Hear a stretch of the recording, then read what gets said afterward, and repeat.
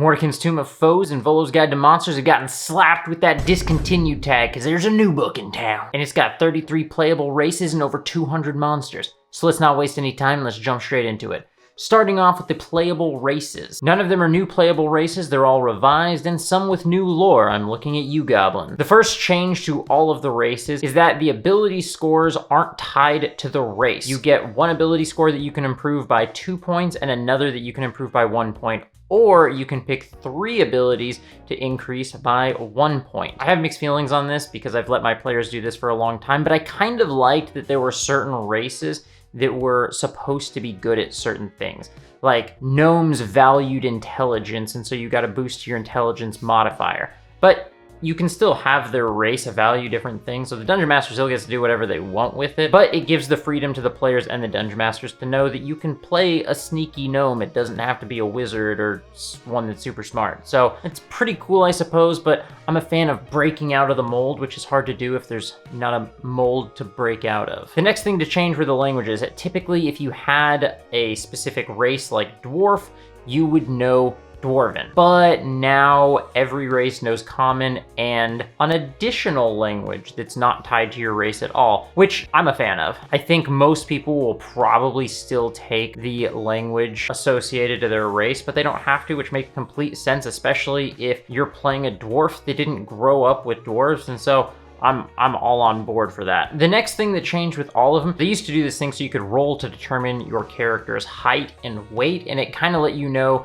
what the range was. Now they just say, you're small, you're medium, which is okay because I never rolled, but I did like seeing specifically where they were like, well, we expect if you're a human that you're going to be between 5 and 7 feet tall. Of course, people can break out of that, but I like knowing what their expectations were. After that, all of the changes were adjustments to the features for each specific race.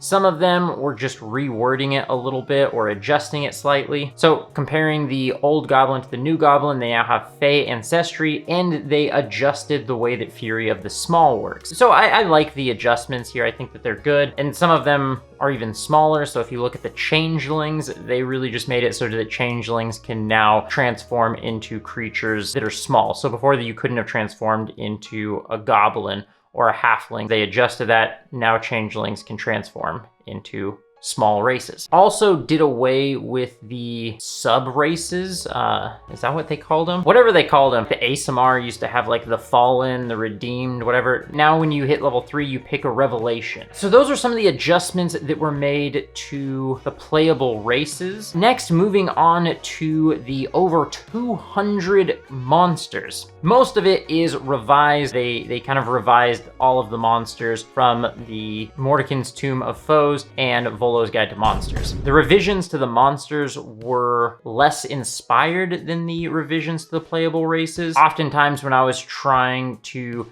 see what adjustments they made, it was kind of like playing that game of Spot the Difference, where they show you the 2 pictures that are almost identical. For example, here's the Brontosaurus, the legacy version that is out of date, and the new version. Took me like 2 minutes to realize what the adjustment was. Yep, that was it. Some of them, it's a little bit more noticeable. They now have a bonus action section, and I think that the new layout looks a little bit better for the monsters that applies to.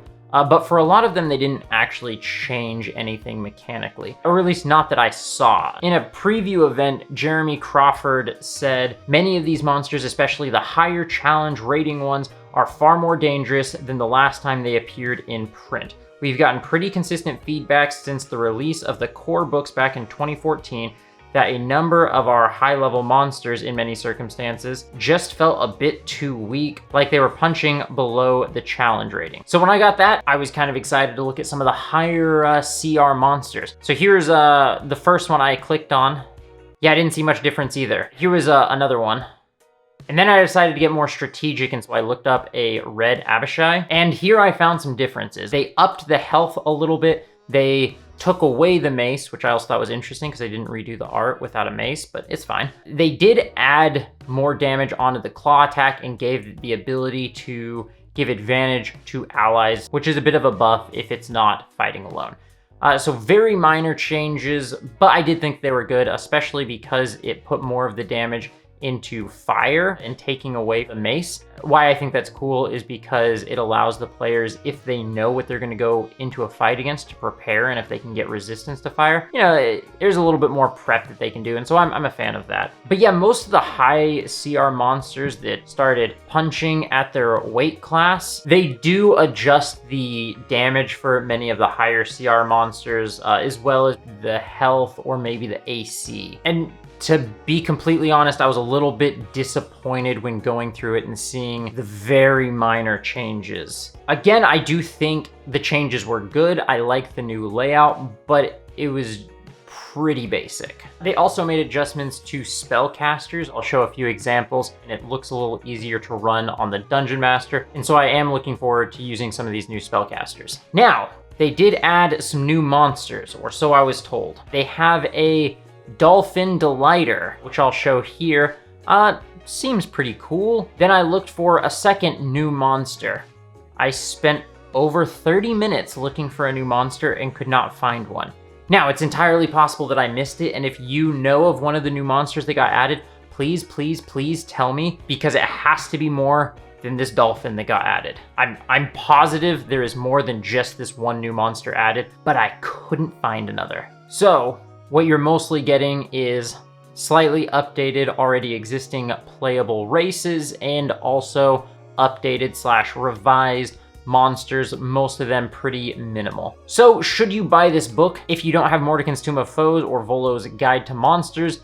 Then yeah, I think that this is definitely worth your buy. It's combining 2 books into one, and it is a lot of playable races and a lot of monsters. If you're new and you're looking to give more race options to your players, then I think this is probably the best book to buy. This is, I think, the most playable races they've ever had in one book, and there's a ton of monsters to go along with it, so I think it's a really good buy if you're new and don't already have books. If you already have all the books, no, I would not recommend buying it. I don't think this is a good purchase if you already have them, but I don't think that's really all that surprising, as we kind of knew going into it was going to be mostly revisions. Thought there would be a couple more new monsters, but maybe not. If you do decide to buy this book, whether you're new or you just want to have the new book, use my link in the description so that I can get like 10 cents for it.